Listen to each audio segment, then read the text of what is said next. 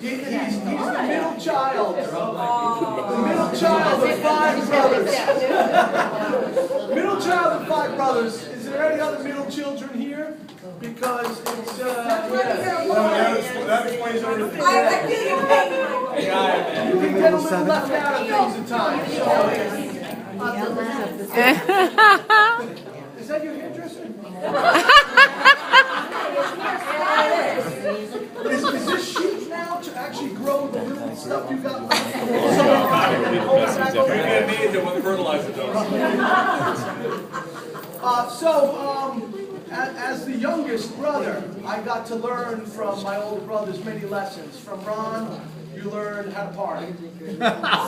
From Matt, you learn humor, like no one else, type of creative humor that no one else comes up with. With Paul, you get taught math and science and sports and things like that. Paul's a real teacher. With Mike, you learn how to kick someone's ass.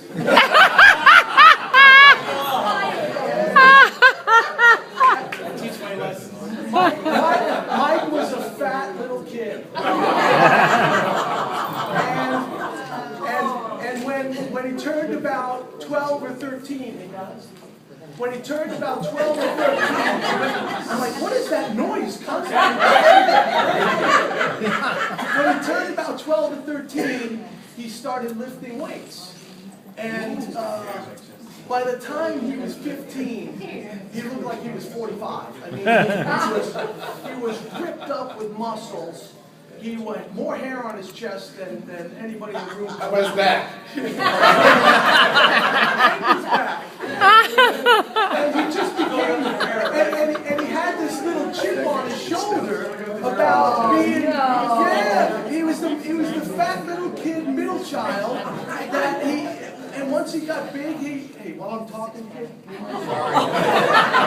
Listen, he's bringing me a drink. Everyone's getting called out. Ask anyone. So he had this little chip on his shoulder, and now he's a big, big dude. And we lived in not such a great neighborhood in New York when we were kids. It's the perfect stomping grounds for a hairy, large, somewhat angry man.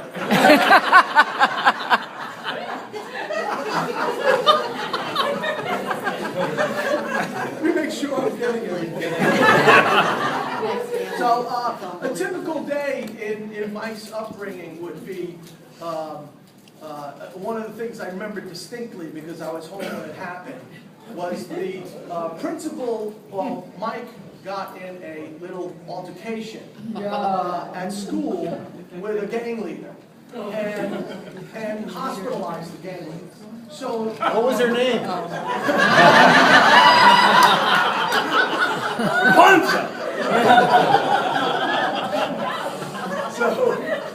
So the principal detained Mike, and what happened was while he's being detained there, a large crowd of members of this guy's gang gathered outside the school to teach Mike a little lesson of his own. You can say the brothers, man. Ken is. It was a racially charged environment. And so I remember being at home, and the principal, he already called the police, so there was police had gathered at the school just to get him out of there. And the phone rang at home, and my brother Ron answered. And the principal's like, "Is this Mr. Staub?" And he goes, "No." Who is this? He goes, "It's Ron Staub." He goes, "Are you Mike's brother?" "Yes." "Older or younger?" "Older." Principal goes, "Perfect. Get some friends and get down here to the school.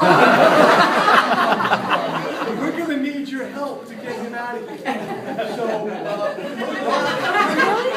Ron goes down to the school, and somehow him and the police get it. Mike's the only guy in like 8th grade getting police escorts home. Needless to say, the rest of his school year was very interesting. That everyone wanted to beat up the king. I can tell you by taking some of his punches, it's not advisable to try to beat him. So what do we do with this guy who's got a little? I forgot one of the nice things he taught me about fighting. One of the nice things he taught me about fighting was, his head off. Listen, there are no rules in fighting, Doug. You know, I'm probably 8.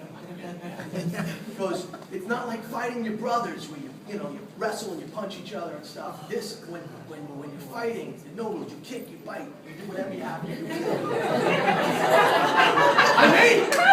And so he tells me, one of the great tips he told me, if you're in a fight, kids at your age, they like to take their jacket off. So what you do is you prompt them by, oh yeah, you want to fight? Just start taking your jacket off. And when they do, and they got their arms down like this,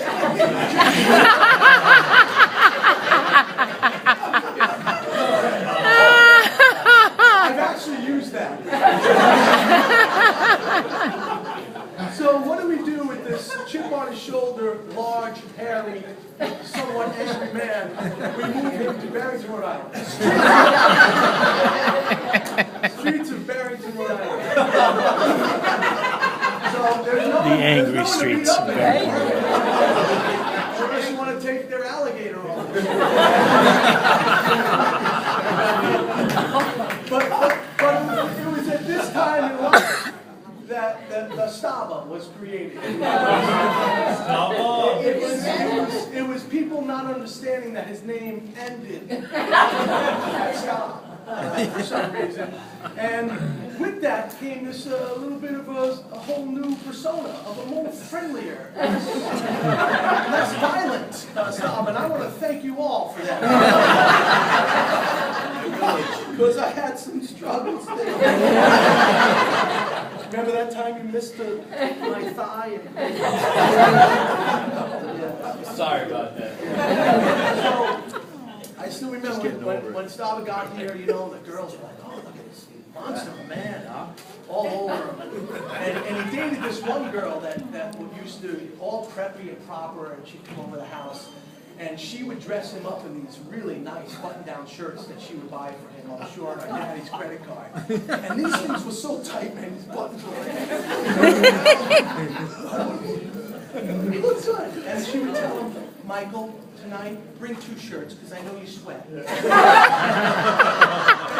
Stava would be like, what the hell happened to this man? It's only under 1 octave. That's strange. All right, so we move him here, and he's acclimating okay, and but early on he winds up. Since there was no one to beat up, he got into all other types of trouble. In fact, he was given the option, after caught riding a motorcycle in the hallways of Barrington High School, to either accept a year's detention or play football. And he said, I'll play football. So him and the guy that were on the bike together both played football, and I still remember Mike had some good advice for someone once in his life, but the guy didn't listen. On kickoffs, they put him on kickoffs. These guys can't screw up a kickoff, so they set Mike and Venatulli up for kickoffs, and they're right in the front. And all they had to do was run back, find a place, and block, and try to bring the ball back. Well, Venatulli's up there, and he says, he goes, Mike, do we run forward? And Mike's like, Kill the kickoff. I think we run backward. And he's like, well, Mike goes, what I'll do is I'll run back. You run forward. So, sure enough, the kicker, who just usually kicks the ball and then kicks the ball and has Venatulli 2 feet from him, plowing him over. Whistles are blowing. That's Stava acclimating to Barrington, Rhode Island. What else have I got here? So then, you know, what's cool for me is you lived here from 1980 to 1986 before you moved from Florida. And in that time, I mean, I was almost kind of envious, in fact. So many people would come up to me and say, man, you're Mike's brother, Stava's brother. Oh yeah, I remember one time everyone's got a Stava story. And if you lived here in those 6-year period, you don't have a Stava story, you're a loser. Because the guy, he had some legendary things that he's forgotten about, and all the other people remember them as great stories. So, Ron, why don't you come up here and help me out with something? Oh, no, not Ron. Go, Ron. Take him down, Ron.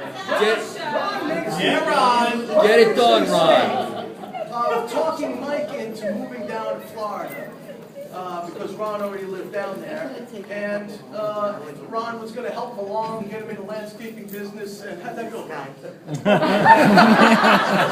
Nice hand. Interestingly enough, we had a really funny discussion last night about Michael's career path choices. And when we got to job number 28, we were like, wait a second. I don't need to write any of these down because something is going to come up. Because I don't use so much material. Well, something came up. So I wanted to break my nose again. I did have the Stava come to Florida, and he's like, Ron, can I go here? Come down here, man. And he starts telling me about the landscaping business. Next thing you know, he's talking me into buying him a fucking a freaking tractor that turns on a dime. And I'd come home and go, why don't you want any freaking lawns with my $5,000 freaking tractor? Oh, we're going to do apartments and condos. That's the business down here. I'm like, okay. So as the night's going on, or when Richie arrived today, I learned something. These stories always pop up. And I forgot all about that tractor because he never mowed a freaking lawn. I had a tractor on a trailer. I don't even know what happened to it. It's old, ancient history. But I learned today, typical Stava fashion, there was a real story to that. Richie's like, you don't know? No, I don't know. Stava used that tractor. And he drove around a lawn one day. Well, Mary Ann was convinced to move down and live in my house as well and be in this big landscape business. And Stava pulled up on the tractor while Mary Ann was raking and said, Mary Ann, will you marry me? And she said yes. I learned another Stava story.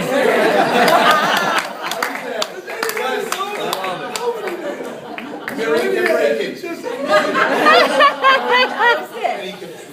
Driving a tractor. So I knew I didn't need any material. I wasn't going to write anything down, and there it was, front and center. And then I don't know if we're going to get into, we're going to get into his career history? Yeah, we'll get into some of that. We are? Yeah. All right, so I'll leave it to the boys to go. I have the starting point from Mike and Mary Ann on a tractor in somebody's yard, probably my yard, mowing. So I'll turn this over to you. So then Stava moves back to Rhode Island to get married, and in the interim, while he was moving back, Mary Ann was here. He hadn't moved fully yet, and I said, Stava, I'll take care of your girlfriend. I'll take her out.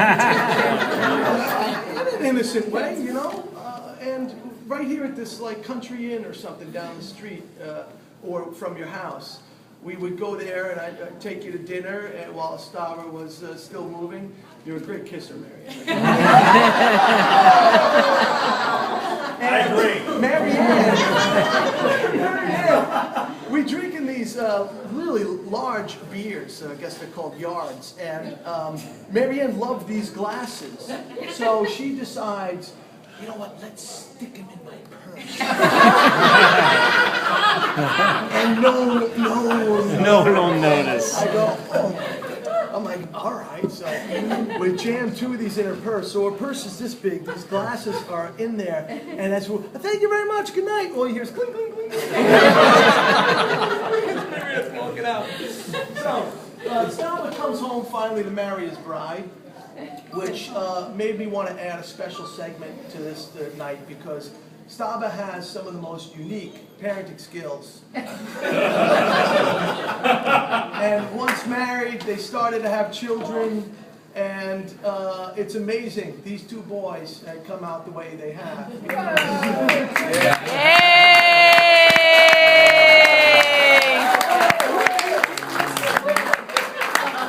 So, I wanted to share with you, come on up guys, Max and Nick, Mike's sons.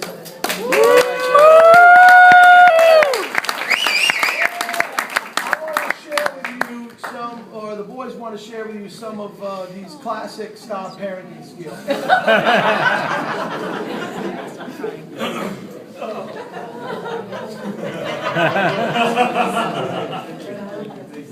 Okay, so Sure, it's all good, Mike. Nick and I thought it was appropriate that as the only two surviving children of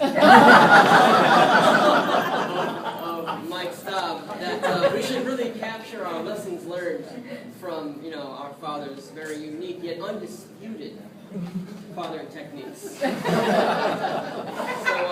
what we do is we came up with this how-to guide.